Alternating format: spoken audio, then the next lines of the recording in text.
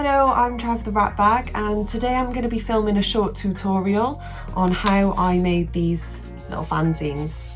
The zine is an independent publication, which is what makes it so awesome, is it means that anybody can do it. The basic materials that you're going to need today is either an A4 piece of paper or an A3 piece of paper, something to make your marks with, and a pair of scissors. If you've got access to a photocopier, that's great, because it means that you can make multiple prints of your fanzine once you're finished. If you don't have a photocopier, that's absolutely fine. It means the zine that you're going to make today will be a limited edition of just one. The reason why I've chosen A4 for my zine today is the photocopier I've got access to is A4, so I knew that if I stuck with A4 I could print multiple copies. If you do have A3 paper and you're not intending on photocopying it, or you do have access to an A3 photocopier, then A3 would probably be a better choice, just because you've got a little bit more room to work with. So this zine is 8 pages. I'm going to talk about where I got my ideas from later on in the video, and it also folds out to reveal a poster on the inside of the zine. If you're wondering what to put inside your zine, I've got some examples here that I've picked out of my own collection. We can go through these and hopefully get some inspiration and start to put some ideas together. It would be handy to keep in mind that our zine is a lot smaller than these guys. So if you can see here, it's about half the size of this front one here. First example I picked up in a comic book store called Gosh.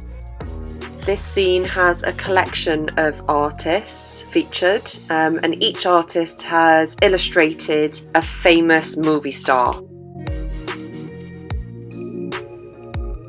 The next example I have is a collection of drawings by Ratbag'S. As you can see, it is exactly that. It's a collection of drawings.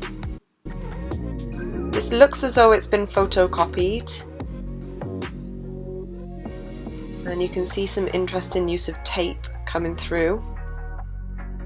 So from that we can think about other materials that we might like to use apart from pen and pencil. This is the final example I'm going to share with you. It's called Club Sandwich. It's also a collective of artists. It's all about sandwiches. You can see here this guy has chosen to use collage. What I also like about this example is that it's printed on yellow paper. So now we need to fold our sheet of paper to give us some registration marks for our zine. I've just gently folded over and just put my centre crease in there and just marked with centres, just tiny little dots. We'll need to do this bit accurately. If it's not done accurately, when it's time to fold up your zine, your pages will be disaligned. And unfortunately, because of the structure of the zine, you won't be able to trim down the pages. So I'm going to start by folding the paper over in half lengthways. If you've got a bone folder, that's great. You can use this to really sharpen up the folds that you're making in the paper. You could also use something like a paperweight to do this. Now I'm going to fold the two sides inwards to the centre of the page.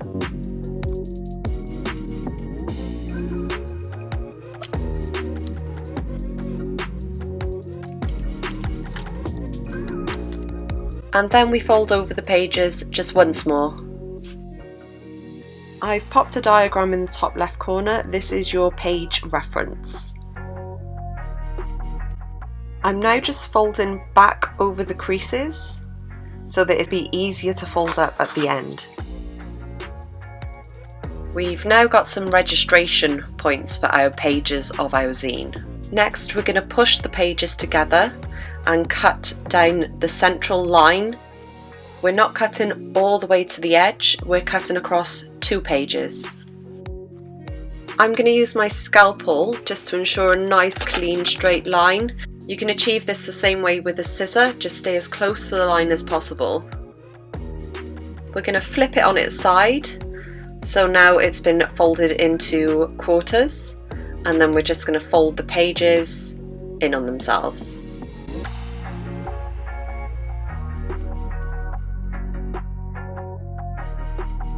I'm going to take some inspiration from Gory and take some sketches from my sketchbook to make a small collection. I've chosen some imagery from these 3 pages, which I'll now transfer over into my zine. I'm going to trace my images that I'm going to transfer over to my zine. I have decided that I'm going to be using some collage as well as some other materials, really as an experiment to see how they show up on the photocopier. I'm using some old photocopies that I've collected for my collage, but you could use anything. You could use sweet wrappers, newspapers, magazine pages. So now I'm just cutting out my image with my scalpel and I'm going to fix it to my zine.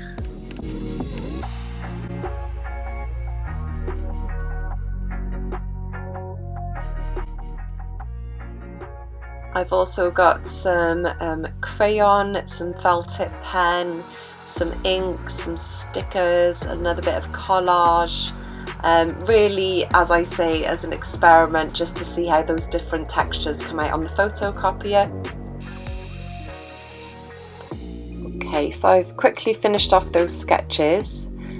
If this was the only version, if this was my limited edition of 1, then this would be my zine.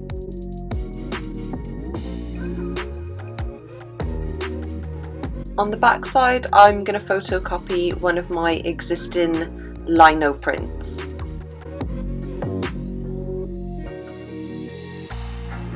So I photocopied my zine onto some different coloured papers, and then I also photocopied my print on the back. When I photocopied my first side, I then flipped over my paper, fed it back through, and photocopied this onto the back side.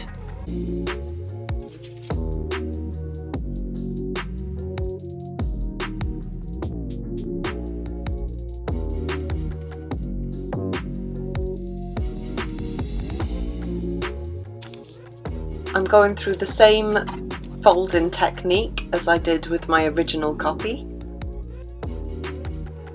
Overall, I'm happy with how my zines have turned out.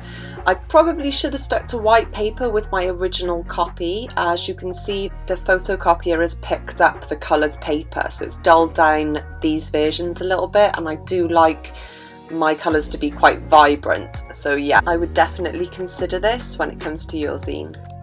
I'll send these out to customers with pieces that I've sold. I think it's a really nice touch, and I like sharing pieces from my sketchbook.